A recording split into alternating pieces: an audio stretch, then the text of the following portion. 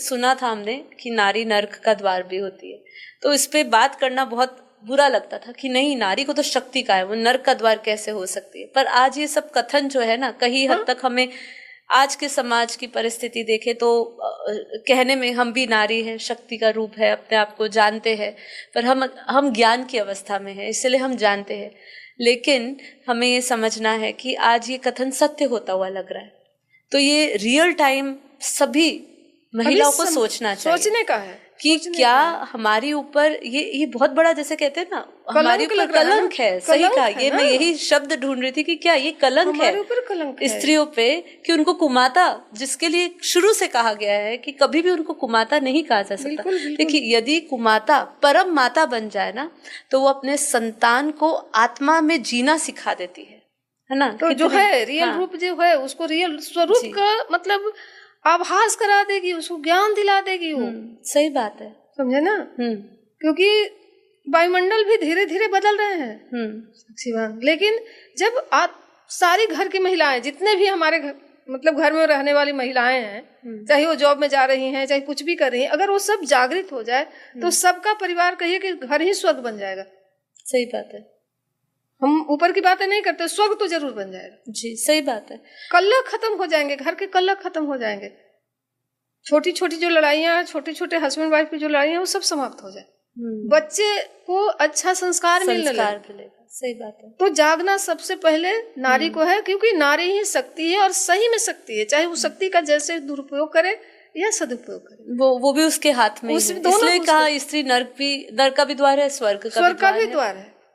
तो वो उसकी चॉइस है। देखिए, उसकी चॉइस है, इसीलिए कहते हैं कि देखिए, स्त्री होना सौभाग्य की बात है, लेकिन स्त्रीत्व में जीना जो है वो एक साधना है। ठीक है, चॉइस पूरी तरह आपकी है, आप समाज को क्या दे रहे हो। बहुत ध्यान से इस विषय के बारे में बात समझिएगा। हमने इस चर्चा में कोई बहुत विशेष रूप से बात नहीं करी, बस आपको ये समझाने का प्रयास किया है कि अब हम सभी को अपनी नारीत्व शक्ति को समझना होगा, और ऐसे फालतू के आकर्षणों में, प्रदर्शनों में अंग प्रदर्शन करके हम किसी को प्रभावित करें या अपना एक पोजीशन बनाए। ये माता जो है वो बहुत बड़ा रोल, स्त्री जो है वही माता बनती है, और वही स्त्री माता बनके एक बहुत इम्पोर्टेंट रोल प्ले करती है। हमने एक पॉडकास्ट किया था संस्कारवान पीढ़ी के बारे में डॉक्टर अंजिता बहन के साथ, और उसमें हमने एक रोल समझा था कि माता का एक रोल क्या होता है, बड़ा रोल होता है। वो कैसे बच्चे को सींचती है, कैसे वो संस्कार दे सकती है, गर्भ में ही उसका संस्कार देना शुरू हो जाता है। बहन का था ना, हाँ, गर्भ संस्कार, और कैसे वो संस्कारवान पीढ़ी आगे निर्माण करती है। वो निर्माता भी है, ठीक है, तो वो निर्माता है, सृजन करता है, तो उसका बहुत इम्पोर्टेंट रोल है समाज में।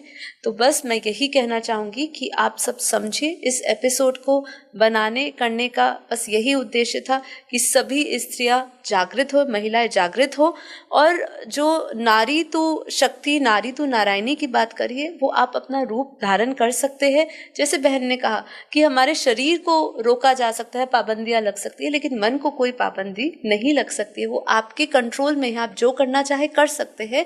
वो भी जैसे हर चीज को करते हुए, जब हमारी इच्छा होती है ना किसी चीज को करने की, तो हम छुप छुपा के भी करते हैं ना, पर वो कब करते हैं? जब हमारी इच्छा शक्ति होती है। जब हमारी इच्छा शक्ति नहीं होती तो हम उसको प्रयास ही नहीं करते, छुप छुपा के भी क्या, सबके सामने भी नहीं करेंगे, चाहे उसमें सबका कल्याण होगा।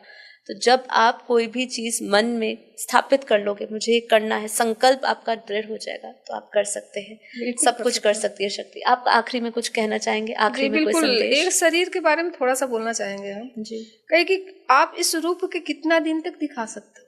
बिल्कुल 25 साल, 30 साल, उसके बाद तो ये ढल जाना। तो उस जो नहीं रहने वाला, स्थायी नहीं है, उसके पीछे क्या भागना? जो चिर स्थायी है, जो आज है, कल है, निरंतर है, आप उसको जानिए, उसे पहचानिए, और जब उसे आप पहचान जाएंगे तो फिर आप हमेशा के लिए सुंदर बन जाएंगे। बिल्कुल, बहुत बढ़िया।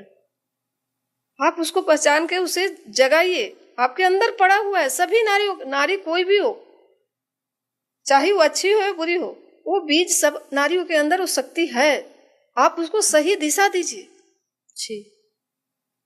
और जब सही दिशा दीजिएगा तो आपको खुद ही संतुष्टि मिलेगी कि हमने अच्छा किया है। कोई भी बुरा कर्म करने वाला व्यक्ति उसी समय उसका प्रतिफल पा लेता है साक्षी बहन जी। समझे, अगर हम बुरा करते हैं ना, चाहे वो हम समाज में दुनिया के सामने उसे प्रकट करें ना करें, लेकिन उसका प्रतिफल हमें मन खाने लगता है जी। पर आजकल लोगों को रियलाइजेशन ही नहीं है ना, वो मन भी क्या खाए, वो तो हर चीज में अच्छा ही सोच रहे, अच्छा ही ढूंढ रहे कि मैं जो कर रही हूँ सही कर रही हूँ। नहीं, ऐसा नहीं है। बहुत लोगों से हमारी ऐसी बातें होती है तो कहते हैं कि मन खाता है, लेकिन क्या करें, मतलब जब परिस्थिति आती है ना तो उस समय कंट्रोलिंग नहीं हो पाता। हम कंट्रोल ही नहीं कर पाते। यह दुनिया को देखते हैं कि हमसे ज्यादा मतलब ऐसे है, मतलब अगले से तुलनात्मक दृष्टिकोण होती है ना कि आप बहुत अच्छे पहन रहे हो, हम उसी घर में हम हैं, 2-4 बहन हैं, 2-4 मतलब होती है देवरानियां जेठानियां, वो बहुत ऊपर जा रही है, मतलब ऐसे उसके हस्बैंड इतना कमा रहे हैं, वैसे कर रही, मतलब बहुत तरह के जलसी की भावना, नारी में जलसी का भावना बहुत ज्यादा, ये तो ऊपर से ही आ रहा है। जी जी जी जी। हम 3 देवियों की भी कहानी सुने हैं ना, तो उनको ये जलसी की भावना जो है ना वो आज बहुत ज्यादा हो गया है। यही कारण है कि हम एक दूसरे से आगे, मतलब हम पहनते जो कपड़ा खुद के लिए नहीं पहनते। हमको लगता है आप अगर हम 100 रुपया की साड़ी पहने, कपड़ा पहने, तो आप अगर बहुत उसका बड़ाई कर दिए ना तो हम खुश हो गए कि अरे आप तो बहुत अच्छी लग रही हैं। हम सुनना चाहते हैं आपके मुख से कि हमें आप सुंदर बनाइए, लेकिन आप खुद सुंदर हो, जिस सुंदरता है उसको जागृत करो। जी सही, बहुत बढ़िया। जैसे हमारे गांव में हमें लोग कहते हैं कि हमारा उम्र हो गया है, हम 55 जा रहे हैं, तो बोलते हैं लोग कि अभी भी इनके चेहरे पर एक चमक कहाँ के है, बोलो ज्ञान की चमक है। तो लोग कहते हैं कि ये मेडिटेशन करती है, मतलब उतना तो ज्ञान के बारे में लोग को पता नहीं है, लेकिन कहते हैं अरे मेडिटेशन करती है, मेडिटेशन के कारण देखो इनका चेहरा चमक रहा है। तो वो चमक अपने आप चेहरा से बाहर छलकने लगेगा। जी बिल्कुल। कुछ नहीं, कोई क्रीम, कोई पाउडर, कुछ भी नहीं काम करेगा, जो वो करेगा। सही बात है, बिल्कुल सही। तो देखिए, आखिरी में बात इतनी है, आंतरिक शक्तियां बढ़ाइए, फालतू की चीजों में ना पड़िए और समाज को एक सही दिशा में लेकर जाइए। यही मैं सभी नारियों को संदेश दूंगी। तो आप सभी का धन्यवाद। सभी नारियों के लिए ये विशेष एपिसोड था। कैसा आपको लगा जरूर बताइएगा। आपका बहुत बहुत धन्यवाद सुधा बहन, आप आए और आपने अपना विचार प्रकट किया।